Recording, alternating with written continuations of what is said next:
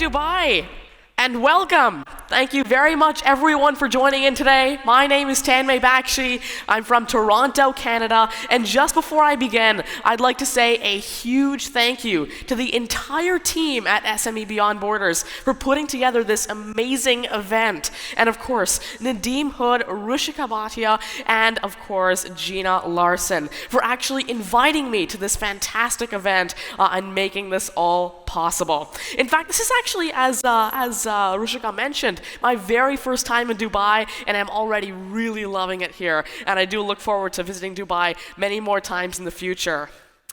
To start today, I'd like to tell you all a little bit about my background and what I like to do. I am an AI developer and neural network architect, as well as an algorithmist at Darwin Ecosystem. I'm also an author, TEDx and keynote speaker. I'm a YouTuber, course instructor for Udemy, IBM champion for cloud, honorary IBM cloud advisor, and the host of an IBM Facebook Live series called Watson Made Simple with Tanmay. Thank you. Thank you. So as you can tell, I am really passionate about the powerful backend that goes behind services like IBM's Watson, which is, without a doubt, services like artificial intelligence and big data, which, as we speak, is impacting thousands of fields across the globe. However, I would like to say one thing here, and that is that I'm only here because I'm passionate about these technologies. I love to work with artificial intelligence and big data. I'm by no means a subject matter expert on this topic. Instead, I really look forward to actually learning from the true SMEs on these topics, the rest of the speakers and attendees of this conference. But I also know one more thing. That while I can't make predictions, because of course I'm not a subject matter expert, there's one thing for sure, and that is that within the next 4 years, AI will become a central part of any field, any industry, or any company in general that is impacted by technology.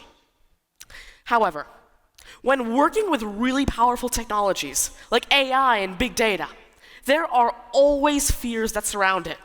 Some fears including that it's going to overpower us, or it's going to be replacing us at our jobs and what we do. And well, I'm here to tell you that that is simply not true.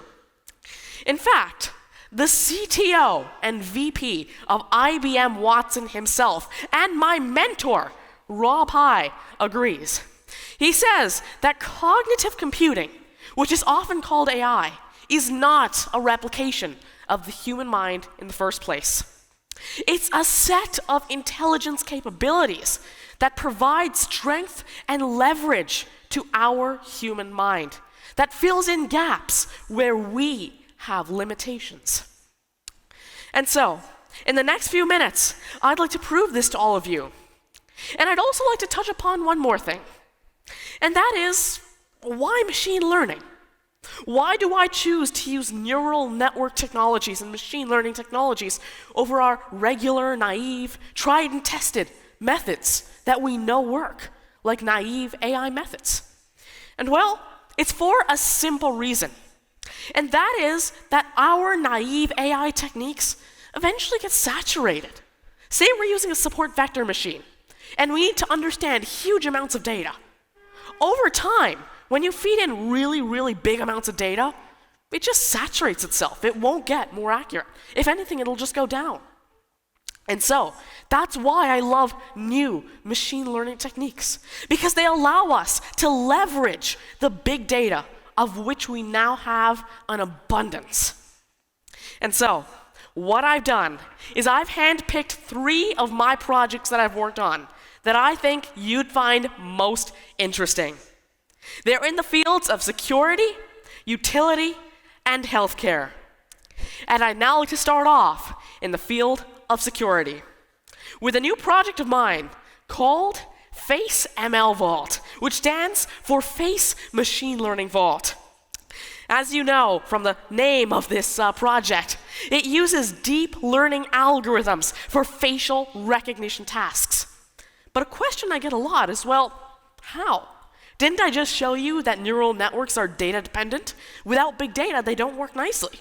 So a user won't go around taking hundreds of pictures of themselves just to train a neural network technique. So how will I do this?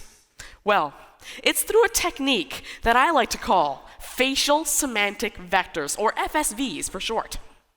Now, before you can understand facial semantic vectors, though, you have to understand natural language semantic vectors first. So take a look at this diagram, and say that you're building a chatbot. This chatbot will either give you the current weather, or it'll reserve a table at a restaurant for you. Now, of course, neural networks don't understand natural language in its current form, in words, because it can only understand numbers. So, what I do is I convert these words into a list of word vectors, which actually encapsulate the semantic representation of every single individual word within a mere vector. That's right, these things are really powerful, and they represent the semantics of every single word. But then again, the very same words, or very same word vectors, put in a different order, could mean an entirely different thing. So, what I do is I then use a neural network on those word vectors, and I create a sentence semantics vector, which represents the actual semantic representation of the entire sentence in a vector, which is then classified into the final output. Are you asking for the weather, or are you asking to book a table at a restaurant? But in order for you to figure out how powerful these vectors truly are, let's take a look at an example. Now let's just say you found the word vectors for the word king. Okay, simple enough. Now you negate the word vectors for the word man. Then you add in the word vectors for the word woman. As a human, you know the result. You know that the result is queen. Because it's simple. You're taking king, you're negating the man representation, you're adding the woman representation, and you should get queen. But what's really fascinating is even computers get this correct. In fact, taking a look at this chart, you can see that there's woman on the chart, there's man, there's king, there's queen. In your mind right now, you can actually go ahead and sort of visualize what it would look like if you were to take those individual dots on that word vector graph, and if you were to actually negate man from king and add in woman, you can see that it lands very, very close to queen. And that similarity, that closeness, is what tells the computer that this is the word. But anyway, let's get back to facial recognition. Now, how do we apply this to facial recognition? Well, what if I trained a neural network on facial recognition data? Then what I do is I feed in a new face. The neural network is then able to create a vector that describes the semantics of my face. It perfectly describes what my face looks like, and only in the details that matter to facial recognition. If I were wearing, say, blue glasses right now, which I am, then it would not count that in the image. It would only count the fact that my face looks like, and then a vector. It would not count those insignificant details that don't count towards what I look like. So that is a facial semantic vector. In fact, let's visualize it. Let's say I took two images of Steve Jobs, two entirely different images. One is black and white, one is color, one is low res, one is high res, one has a better shot of his eyes, one has a better shot of his ears. There are literally uncountable differences between these two images. Yet, when you look at the right of the image, look at those two graphs, look at how similar those two graphs are. Those are the facial semantic vectors for Steve Jobs. Both of those faces calculated independently. Look at how similar they are. Similarly, for two of my faces, even though the skin tones at this point are practically entirely different, it still gives me such a similar facial semantic vector. But what's really fun is when you look at one image of me and one image of Steve Jobs. Now take a look at how dissimilar the two facial semantic vectors are. And that's the dissimilarity that the neural network picks up on in order to tell me that these are different people. But of course, though, we do not want the facial semantic vectors to count in noise from the background of the image. So how do I solve that?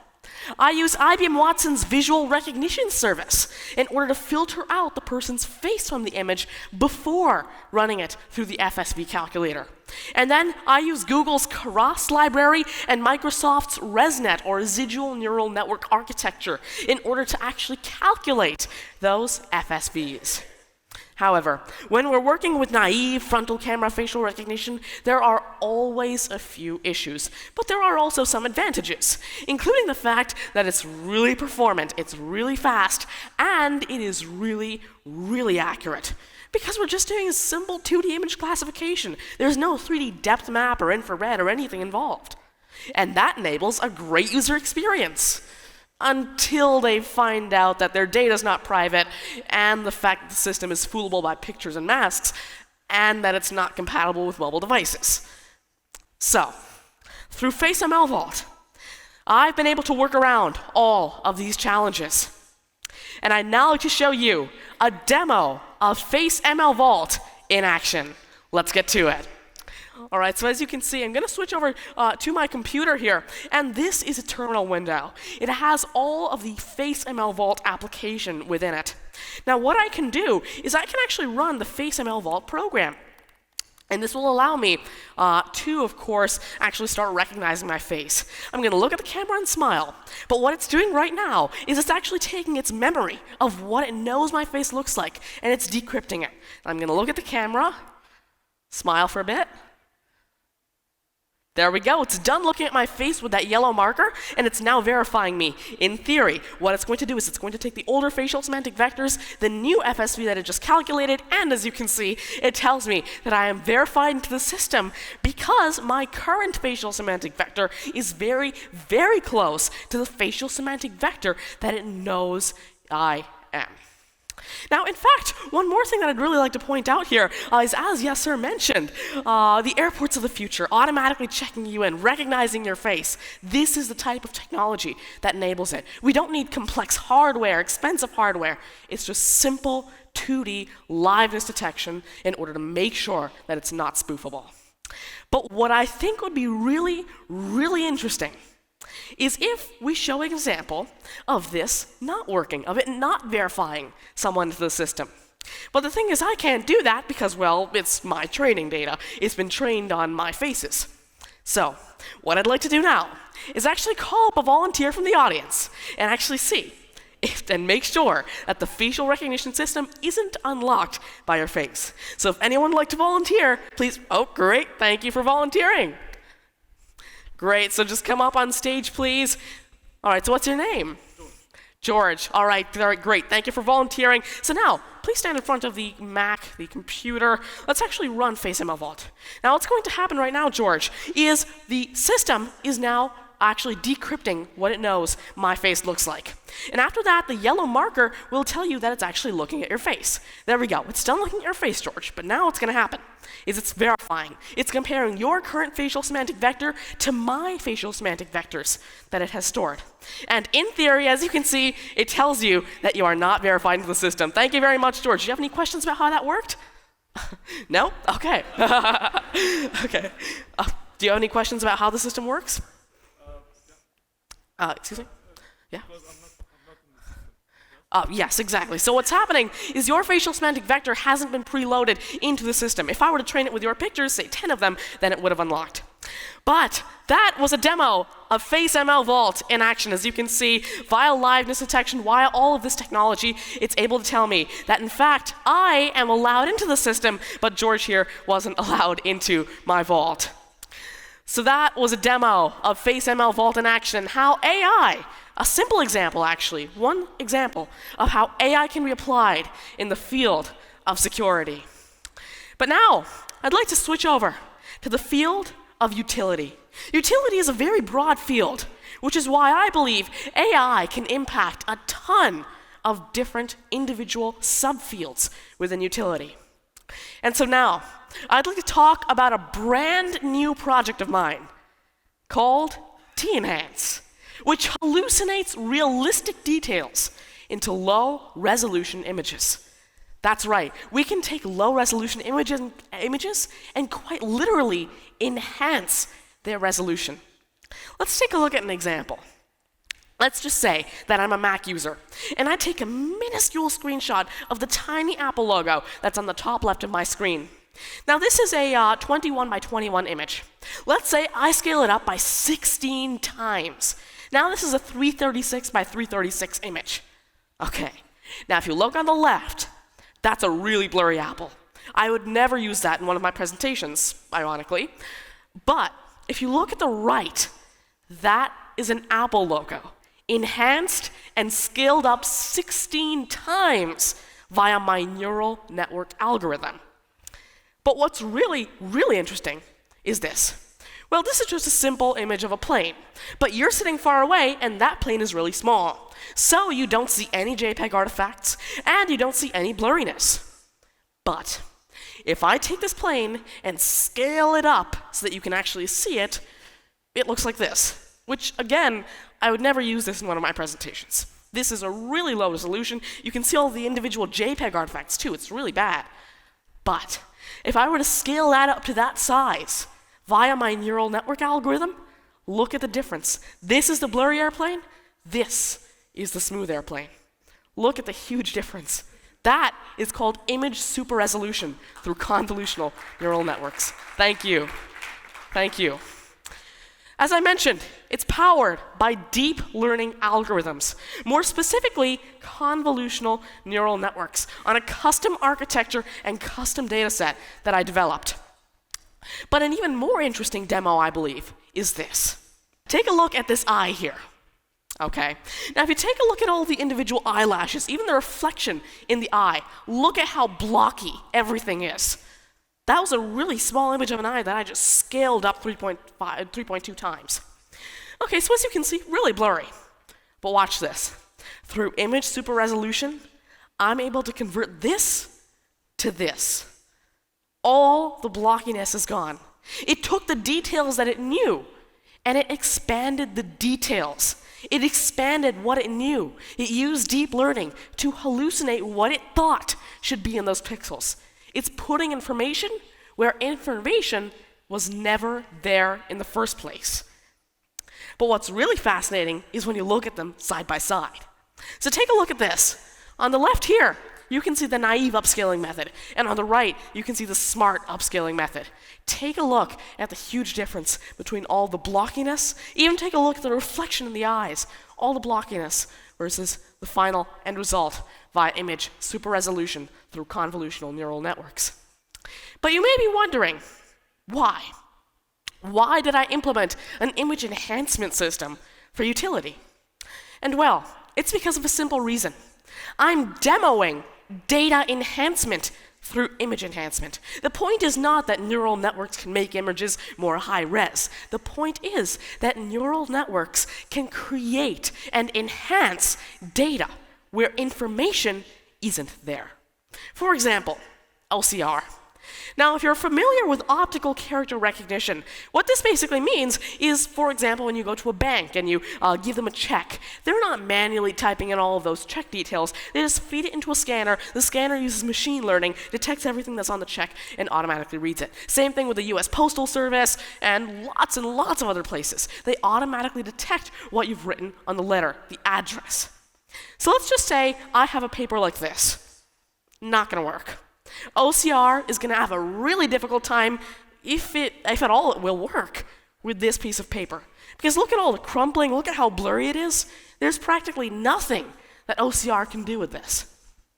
However, through this very algorithm, you can train the neural network to not only hallucinate in pixels where pixels aren't there, but also remove all those individual fold marks that are there, unnecessarily present in this image. And plus, this exact same algorithm has an application in the field of healthcare. Let's just say that, of course, right now, let's just say I played music in my presentation. Just by chance, I played music, or you're talking on your phone, or someone's eating something beside you. You can do something called audio attention. You can direct your focus to me, and your really smart human brain will only focus on my audio while basically filtering out whatever else is bothering you. Until you, of course, pay attention to it and realize it's there.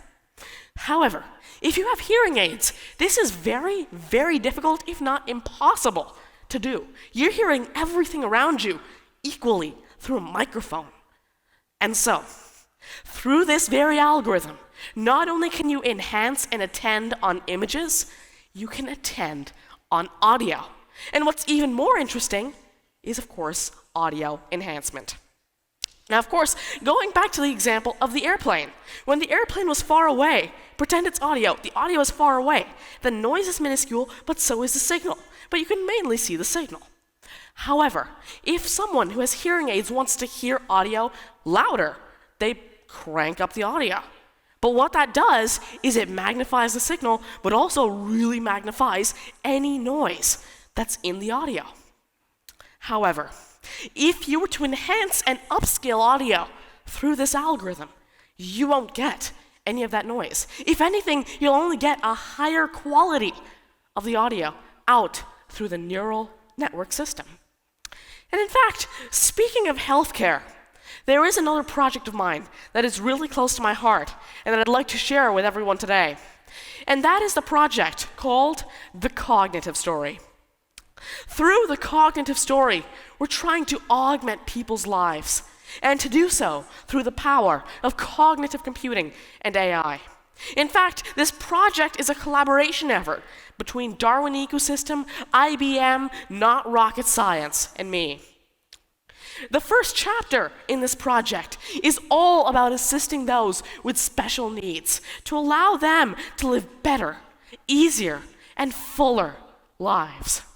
And in fact, I'd now like to play a quick video clip describing the story of Boo, the first person we're trying to help through the cognitive story, and in fact, the origin of the cognitive story itself.